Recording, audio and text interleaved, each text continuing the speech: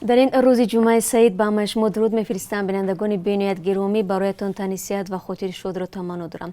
ساعت به وقت پراگادا و به وقت مسکو 12 و دوشنبه باشه 14 است. در ساعتی که امروزه من شالگو خوجا برایتان خبرهای تازه تاجیکستان و جهان را تقدیم میکنم. خبرهای زیاد دارم برایتان چون همیشه و در این صحبت از پروازها و زندگی مهاجران و البته قرب عصر نیز یادآور میشوم.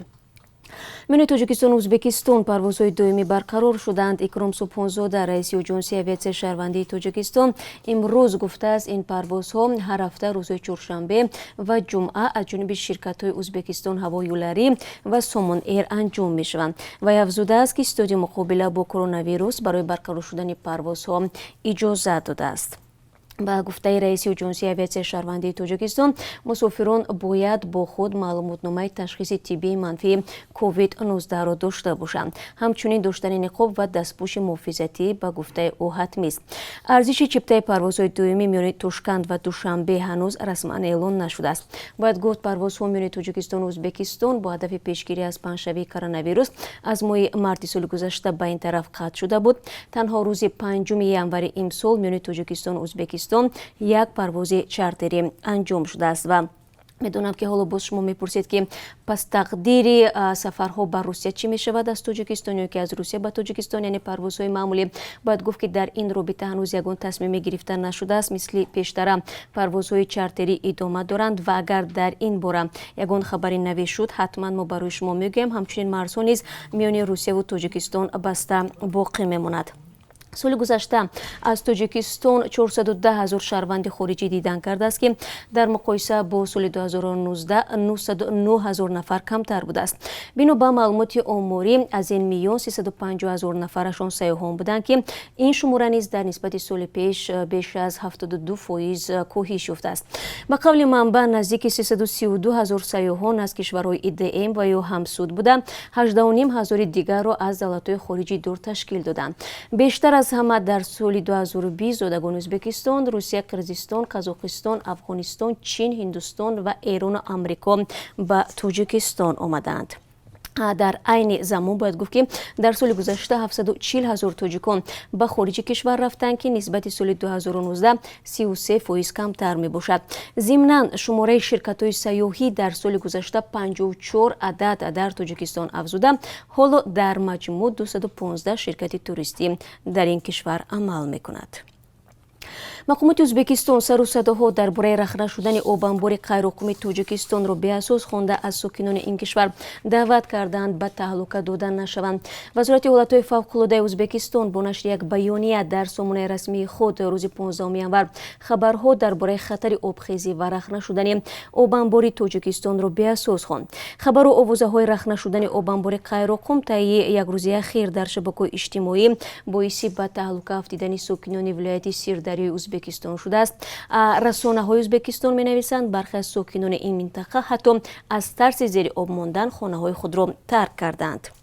کمیته حالتهای فوق‌العاده تاجیکستان هم تاکید می‌کند که آبانبار غیرحکوم مشکلی ندارد و ساکنان دعوت می‌کند که به سر و صداهای بی‌اساس باور نکنند.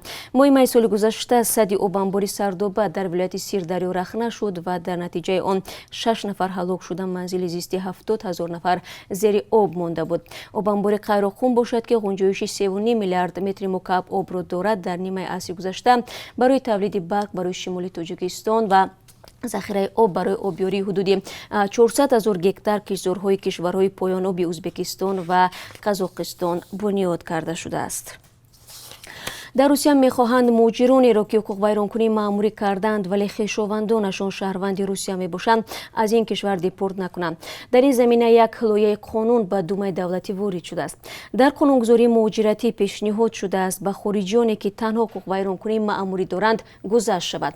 طرح نو پیش بینی میکند آن مهاجرانی که خویش نزدیکشان شهروندی روسیه هستند و به طور دائمی در این کشور زندگی میکنند اخراج نشوند، زیرا در این حالت از امکان زندگی با خویشاوندان نزدیک، تربیت فرزند و دستگیری آنها در روسیه محروم میشوند. پیشنهاد شده است که چنین گروه مهاجران از کشور خارج کردن نشوند و اجازه‌نامه استقامت موقتی یعنی RVP یا اجازه‌نامه استقامتی دائمی آنها یعنی VNG به کار نگردد. طبق قانونگذاری فعلی خارجانی که دو و یا بیشتر از آن قانون ویرانکنی ماموری وابسته به ویرانکنی ترتیبات جمعیتی، گردش غیرقانونی مواد مخدر یا نقض قانونگذاری مهاجرت را صادر کردند از RVP یا ونژ محروم کرده می شوند. همچنین آن مهاجرانی که جنایت صادر کردند و این عمل آنها به امنیت روسیه خطر دارد از حق ورود به قلمرو این کشور تا 5 سال محروم می گردند. ضمناً دیروز در بازداشتگاه موقتی خارجیان در یکاترینبورگ آشوب سر زده است. خبرگزاری‌های روسی می‌نویسند که نیروهای زود عمل و یا خود امان آشوبگران را بی‌رحمانه سرکوب کردند. تعدادی از مهاجران آسیب دیده یکی از آنها را با انگشت کنده شده به بیمارستان انتقال دادند. بعضی از مهاجران اعتراضگر قصد خودکشی کردند. مهاجران گفتند سبب اعتراض آنها بدرفتاری کارمندان مرکز در نسبتشان بوده است. آنها را پیوسته تحقیر می‌کردند، هرچند مهاجران به کارمندان مرکز بارها گفتند که آنها شخصان آزادند نه محبوس. رهبری اتحادیه پناهندگان اورال گفته است که بعد آگاه شدن از این آشوب کارمندان اتحادیه را برای رساندن کمک حقوقی به مهاجران به بازداشتگاه فرستادند.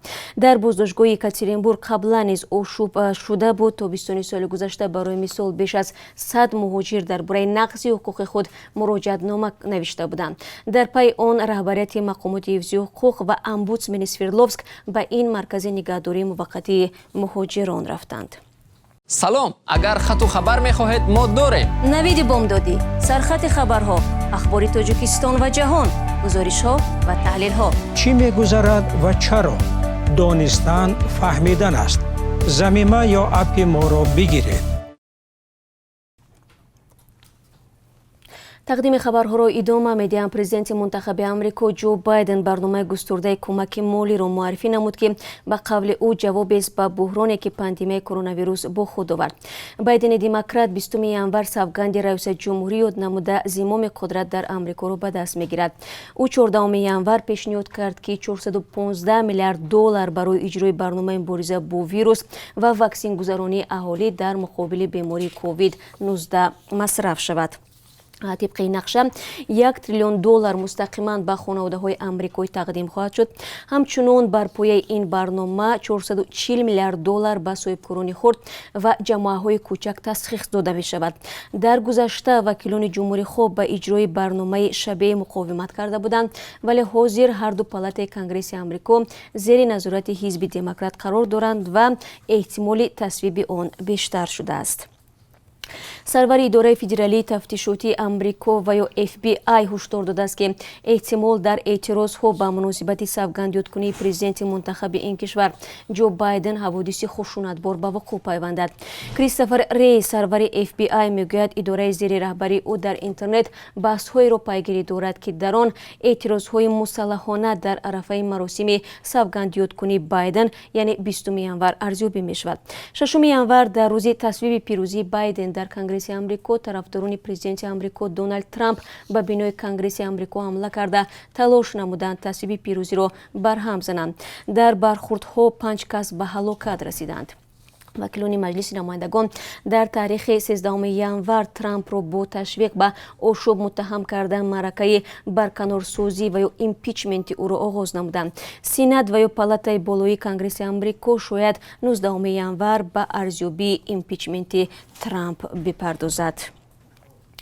نوی پرزیدنت افغانستان امرالله صالح میگوید دیگر در رقم‌های ماشین‌ها عدد 39 اجازه دادن نمی‌شود، زیرا آن اشاره به دلگی و فاحشگی میباشد. طبق گزارش‌ها منصبداران برای خودداری کردن از رقم 39 پاره میگیرند. امرالله صالح روز پنجشنبه اعلام کرد که این اقدام در دوام هفته روان به حکم اجرا می‌دارد. صالح در صفحه فیسبوکش نوشته است که افراد تا $300 به منصبداران پاره می‌دادند که با آنها این رقم دادن نشود. رانندگان افغان شکایت میکنند که آنها مجبورند پاره بدهند تا با آنها این رقم را ندهند.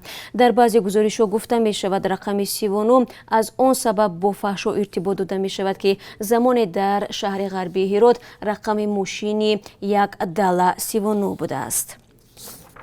عربستان سعودی دیگر بار سفر حج عمره را به تأخیر گذاشت. این بار خروج کرونا نمود نو باعث شد که عربستان سعودی مرزهایش را تا 31 مارت سال جاری بسته نگاه دارد. قبلا گفته می شد که زایران تاجیک امکان دارند در آخر ماه ینور برای ادای مراسم حج عمره سفر کنند.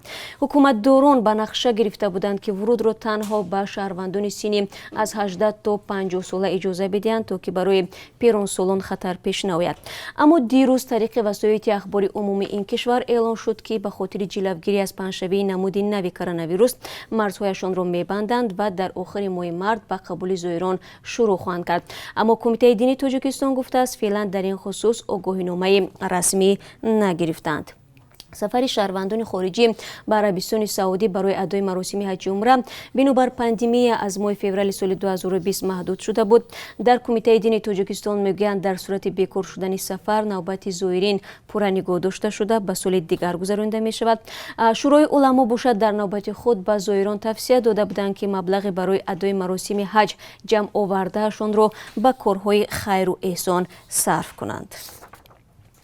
کارمندان میلیسیا یک ساکن شهر دوشنبه را با اتهام قلابی بازداشت نمودند. دستگیر شده به آن گمان بر است که به طور غیر قانونی از تاجران یکی از بازارهای پایتخت پول استفاده نیروی برق را میگرفته است. وزارت کارهای داخلی میگوید ساکن 48 ساله دوشنبه برای فریب به باوری صاحبکاران بازار خاوران درآمده از آنها برای 1 کیلووات قوه برق 75 درهم گرفته است.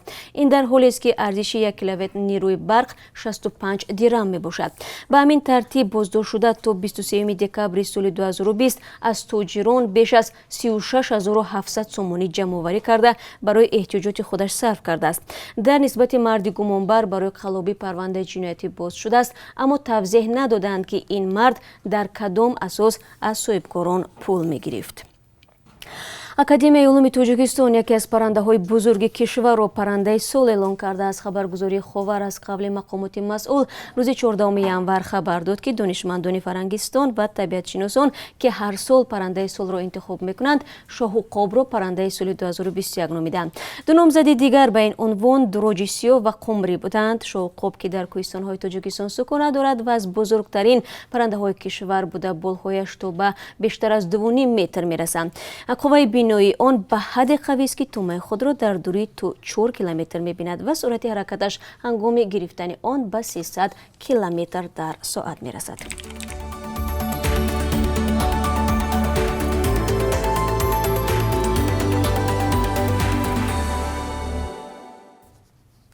و بینندگان عزیز، چون همیشه در پایان صحبت برای شما درباره قرب اسعار خارجی میگویم. بانک ملی نرخ 1 دلار رو امروز 11 سومانی و 30 درهم و 1 یورو رو 13 سومانی و 70 درهم مقرر کرده است.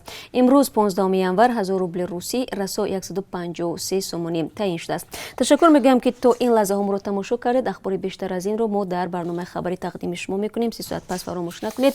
شما رو منتظریم. روز خوب داشته باشید و بار دیگر روز سعید جمعه مبارکتان.